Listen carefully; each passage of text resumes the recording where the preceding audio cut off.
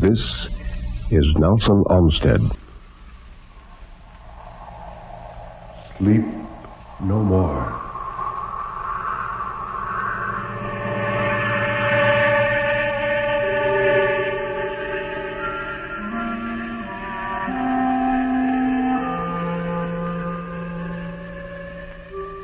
Sleep no more. Turn down the lights. Sink back in your chair and don't look into the shadows. In the shadows, there may be moving things. Tonight, it may be, you will sleep no more.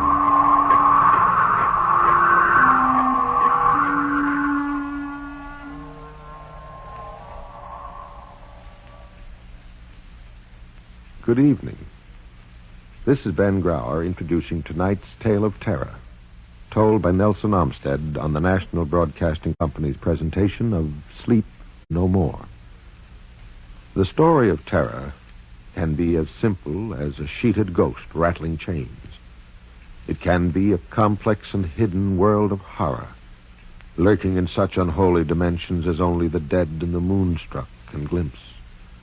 Or it can be those terrible, fathomless shadows which lie buried deep in the primitive mind of civilized man. And for this evening, well, Nelson Olmsted, tell us about this evening's story. Thank you, Ben. I'm going to tell one long story tonight. Out of all the adventure stories I've read, this is one of the most gripping, most vivid, and most fascinating. By Ellis St. Joseph, it's about a sinister character whose strength made him the enemy of mankind and a curse upon the good ship Roundabout. This is the story of a passenger to Bali.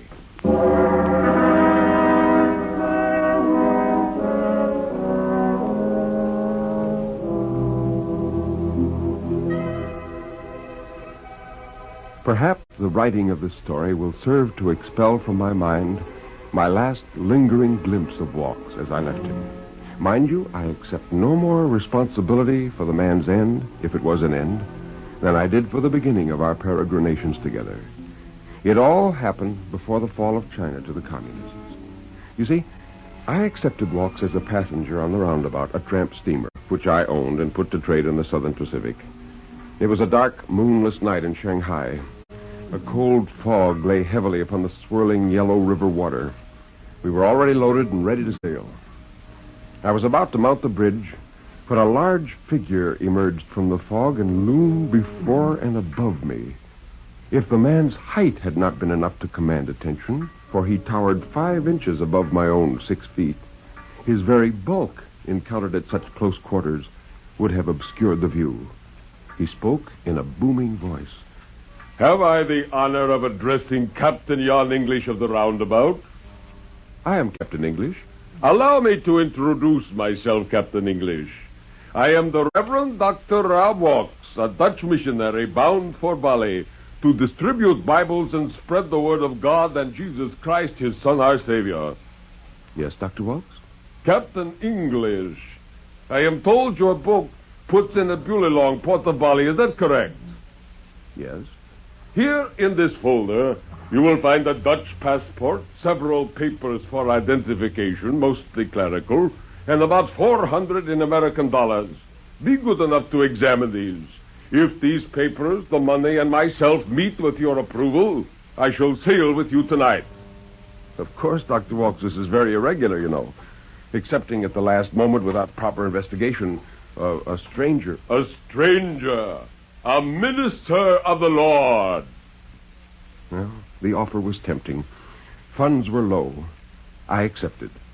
2 wooden packing cases and a trunk, waiting in a nearby cart, were brought on board.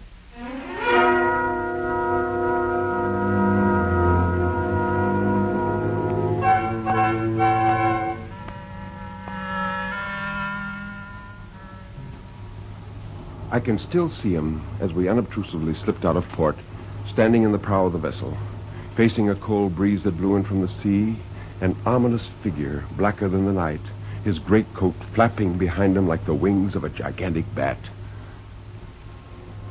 The days that followed were shuffled together like a deck of cards. I find it impossible to conjure for the listener one particular card and force it forward from the rest of the pack. In time, even the Reverend Dr. Walks merged into the background and became one with the boat, the sky, and the water. Hour upon hour, his massive black figure occupied the prow. He looked to us up in the bridge as he rose and fell with the undulating swell, like a bold figurehead hewn from the ship's own timber. I had little occasion to speak with him except at mealtimes, and even then the conversation was scant. For one thing, his appetite was amazing, and food monopolized his mouth. Only once did he enter our conversation. Mr. Stagg, the first mate, had commented upon our good fortune in quitting the Yangtze-Kiang River without suffering from the ungodly Chinese pirates who prey upon large and small craft alike. The Reverend Dr. Rob Walks laid down his knife and fork to command the table's attention, and then, addressing us all, and Mr. Stagg in particular, he said, "Your discussion of pirates, gentlemen, brings to mind an anecdote I read in a very old book. It seems that a captive pirate was being questioned by Alexander the Great as to what right he had to infest the seven seas. 'The same that thou hast to infest the universe,' the pirate answered. 'But because I do this in a small ship, I am called robber. And because thou actest the same part with a great fleet, thou art entitled a conqueror.' The same situation exists today between the little pirate and the great industrial Alexanders of Shanghai. Small wonder that they flourish coevally. Both are the same thing." Well, now, you've never read that in the Bible, sir, said Mr. Stagg. "No, I read it in another old book, a book on pirates." It sounds more as if it came from a book on anarchy. Why, I'm amazed at you, sir, a man of the cloth, criticizing civilization that way. "To everything there is a season, and time to every purpose under heaven." Not to destroy, Dr. Walks. "A time to be born, and a time to die. A time to plant, and a time to pluck up that which is planted." But you're talking treason. Ecclesiastes chapter 3, verse 3. "A time to kiss, a time to heal, a time to break down, and a time to build up." Well, at this time, I entered the conversation as a peacemaker, piloting our conversation away from political reefs. And I said, "Gentlemen, you misunderstand Dr. Walks. He speaks from the pulpit, not from the street corner. If I'm not mistaken, he advocates a righteousness in the cities as well as in the wilderness, a brotherhood of life. Isn't that so, sir?" "Yes, Captain English. You might call it that."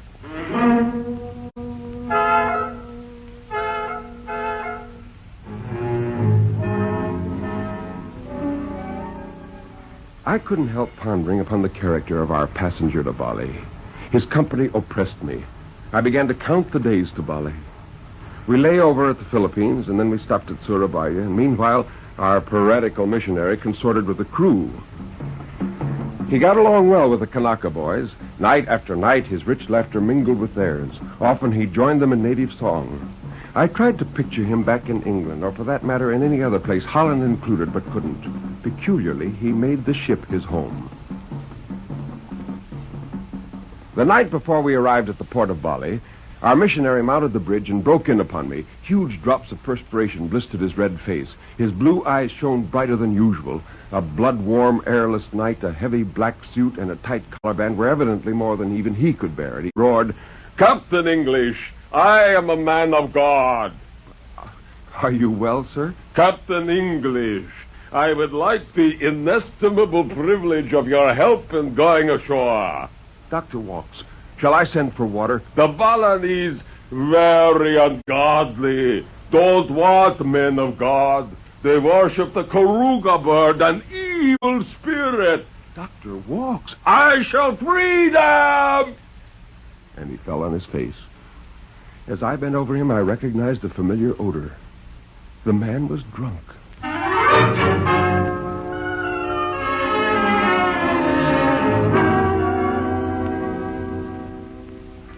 The next morning, we lay off the shallow water of Bulalong.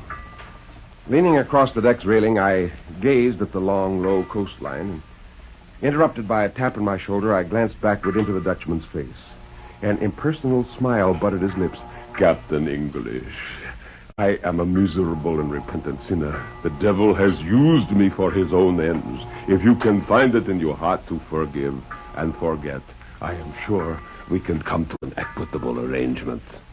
Your conduct is no concern of mine, Dr. Waltz. Precisely. You weren't paid to watch me. But if you are agreeable, I shall now like to make my welfare your business. Here are $200. What's this for? I am hiring a lifeboat for the brief period of half an hour to get ashore. Very well, sir. As soon as the port authorities have come on board. No! Immediately. Well, I'm afraid that's impossible. Good Lord, man, what am I paying you for? You think I want to wait on your deck until my papers are inspected? Must I explain? I understand you well enough, sir. I prefer not to know the details. I'm as anxious to have you off my ship as you are to be off. But if you doubled the bribe, I wouldn't lower a line to save you. Must I swim for it? I pointed to the government launch, which was at that moment coming alongside, and left him without a word.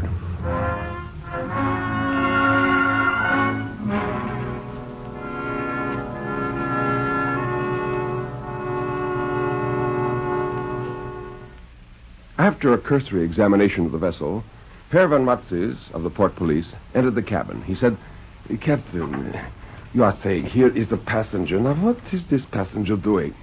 "A missionary, Herr Van Matzes. I'll call him." The Reverend Dr. Rob Walks was summoned. His enormous bulk blocked the doorway and darkened the cabin. His passport was in hand. A malicious smile inserted the thin end of a wedge between Van Matzes' lips. "Ah, yes, it is you," he said. The following 10 minutes were a nightmare. Rob Walks and Van Matzes leered at each other, each deriving pleasure from the other's discomfort. Van Matzes declared the passport to be a forgery. Walks thanked him with a mock modesty and confessed that it was his own creation and shamelessly requested that it be returned to him for future use. Van Matzes declared dryly that it would be received only in hell and gave it back. And then he turned to me and he said, "This gentleman is not a missionary, but we are still not wanting him." "But what is he?" "Here is an international figure, Captain. You have a famous man on your boat. He's making trouble first in the west and now in the east, and he's what you call an agitator in politics, a propagandist. We have been warned about his presence in the vicinity." "But, well, I don't understand, sir. What does he do? What has he done?" "A dangerous revolutionary, Captain. Maybe he is an anarchist, maybe heaven is knowing what, but he's having the power over the natives. 5,000 coolies were following him from the cotton mills in Wuxi, not 2 hours from Shanghai last year. In Cebu, he was leading the Filipinos in a strike that was closing the port, and now he's hoping here in Bali. But we are being too smart for him." "Then you refuse to accept him?" "Yes, it is sad, but so. He's very amusing, this dangerous man." "But what is his name? What's his country? What am I to do with him?" "He has many names. He has no country. The Dutch East Indies are close to him. I doubt whether you will lose him." "But to whom does he belong, Herr Van Matzes? I refuse to be burdened with him." "You have no choice. Here he is on this ship. He belongs to you. No one will have what is your own responsibility." "But, Herr Van Matzes, is there nothing that can be done with him?" "I believe our friend is being wanted by the Shanghai police. There you picked him up. There you must put him down. It is your one chance." He shrugged his shoulders, neatly replaced his papers in their portfolio, and departed. Walks answered my questioning stare by sitting down in my cabin and filling his pipe with patient care.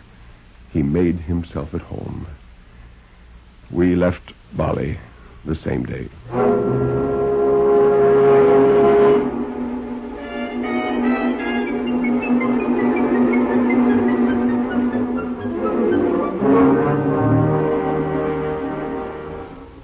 The first 7 days were a week of doomsdays. Then a second port refused our passenger, and a third, a fourth, and a fifth followed precedent. Our ship was received at dock with derisive smiles and sardonic laughter. The story flew like a screaming gull before our mast. One official thanked us with an open sarcasm for ridding the world of a dangerous revolutionary, the most undesirable of its inhabitants. The Flying Dutchman was a label fit to catch the public fancy. and it was enthusiastically employed by the white and brown population who clamored to see him. In desperation, we turned back to make the long journey toward Shanghai, for in Shanghai was our last hope of losing our passenger to Bali.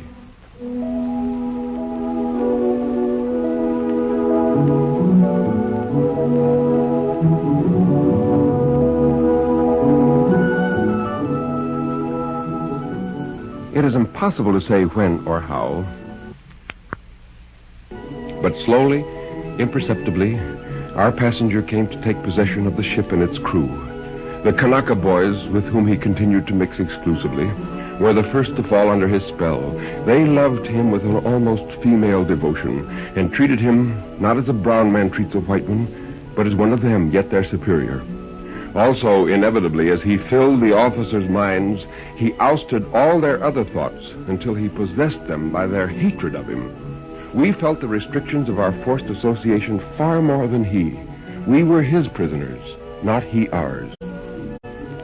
After the first week of awful impatience, we grew resigned. You get used to hanging if you hang long enough, and each day became its own eternity.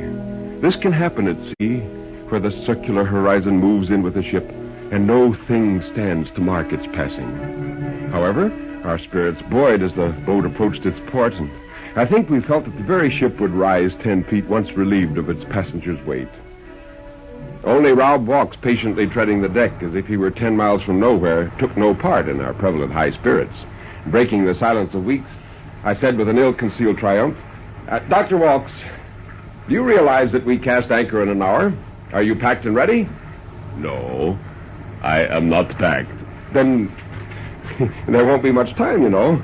You'll be getting off here. Now, don't look for any difficulties with the authorities in Shanghai. They'll be glad to see you.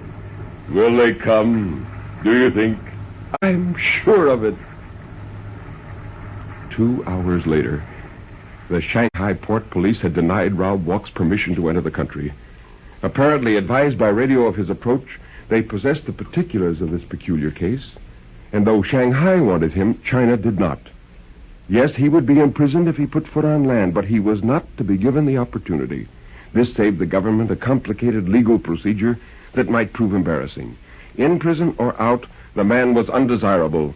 They commiserated with me upon my misfortune, but could suggest no other course than application to the British consul for help. I left the ship in charge of our officers and set out at once for the British consulate. Mr. Herbert Chisholm, the consul, greeted me affably. Without more ado, I told him my story, and when I'd finished, he rubbed his nose with a long, big-knuckled finger and chuckled to himself. Yes, I know the man very well, Captain. I'm afraid that your famous passenger is a man without a country. There isn't much we can do for him. In fact, there isn't anything. But is there nothing to be done for me, Mr. Chisholm? Am I expected to sail him around the world all the rest of my days? It looks that way, doesn't it? By the Lord, sir, I'll scuttle the ship first. Not a bad idea, Captain. The only other solution might be to push him overboard some dark night. But that's murder. I fail to see how you can murder a man who doesn't exist. He does exist. That's what none of you seem to realize. He's a man the same as you and I. It might be regarded as your patriotic duty, Captain. The interview was at an end.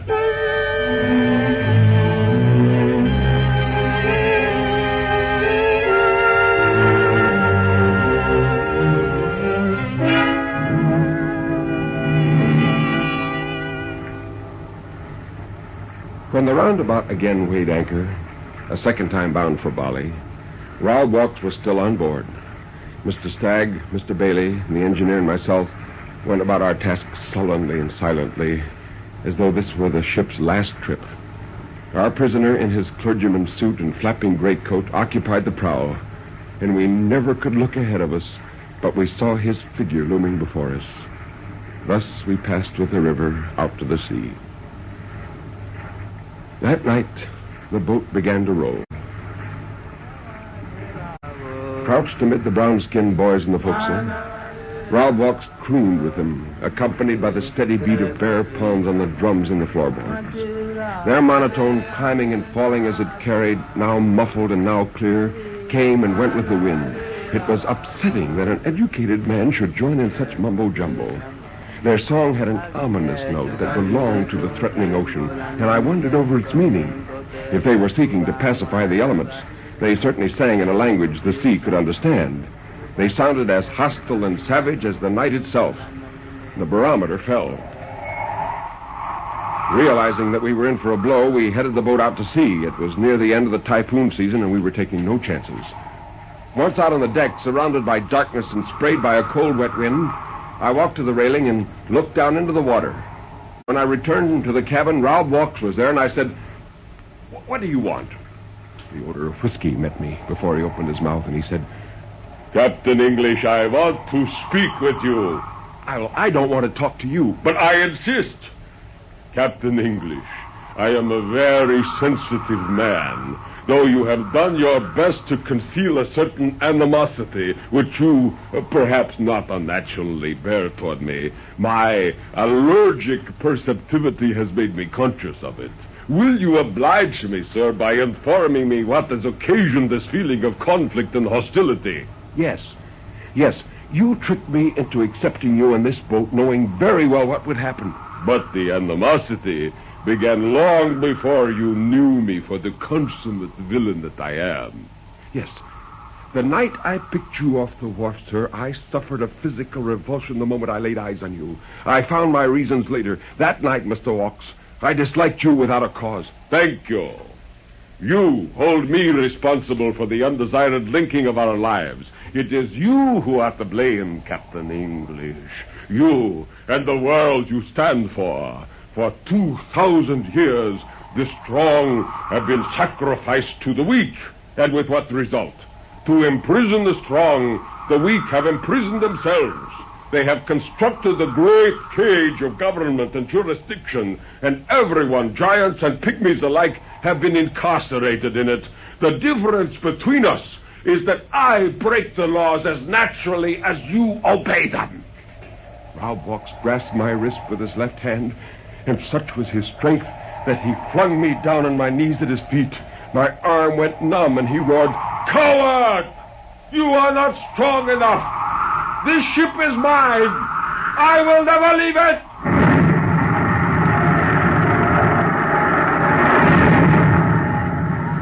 Suddenly it seemed that the four winds had converged upon the ship. Creaking and screaming, it rose like the roof of a house in a hurricane. And then we fell endlessly. Tons of black water poured in over us. The storm had started. "We're in for it!" howled Walks. His cry released my locked joints and restored me to a semblance of life and activity. I stood on my feet. I took command.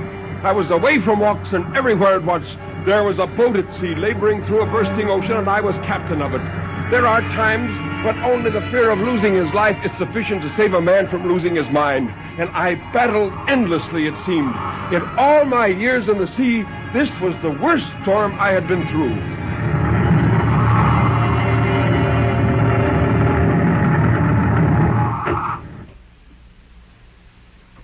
When at last it was over, we took toll of the havoc.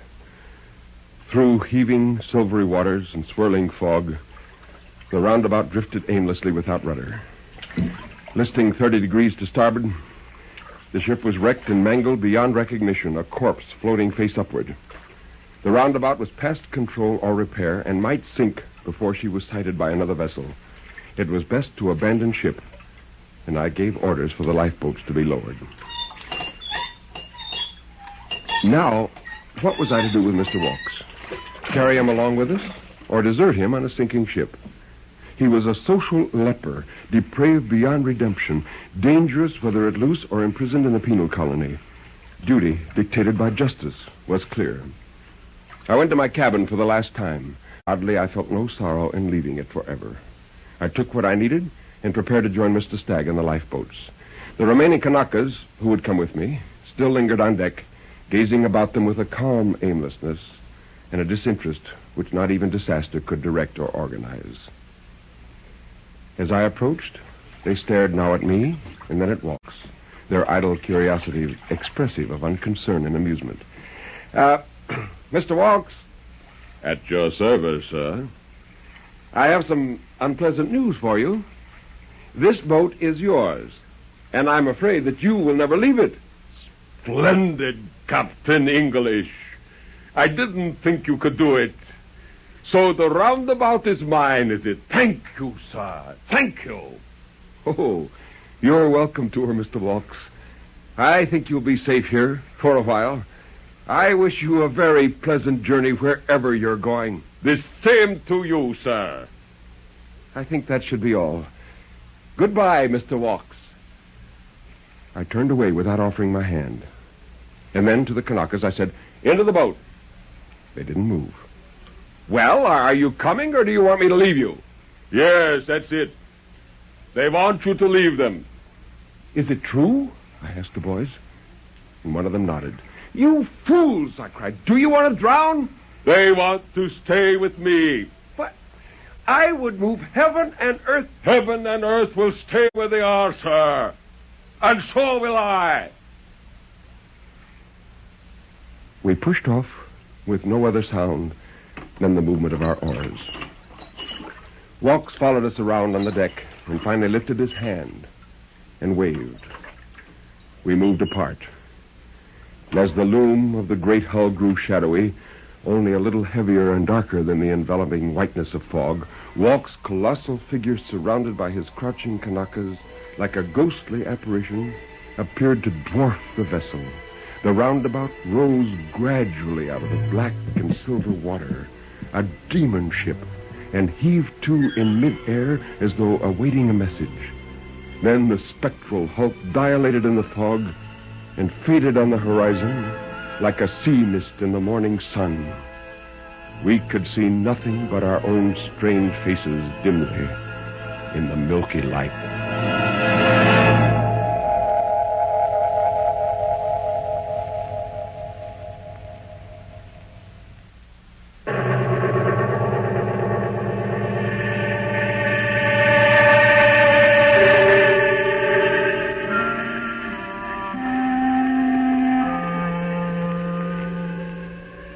You can turn up the lights now. You can look around you. Nobody is there, really. Everything is all right, isn't it?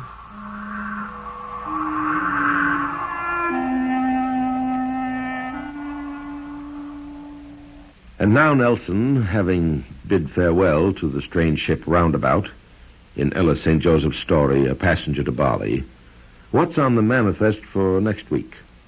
A cargo of two intriguing stories, Ben. The first, Homecoming, by Dorothy B. Hughes, is about what happens to minds which are not always capable of accepting the major frustrations of modern living. And the second is Aunt Cassie, by Virginia Swain, a light-hearted fantasy I think you'll enjoy as much as I do. Until next week, then, this is Nelson Olmsted. Good night.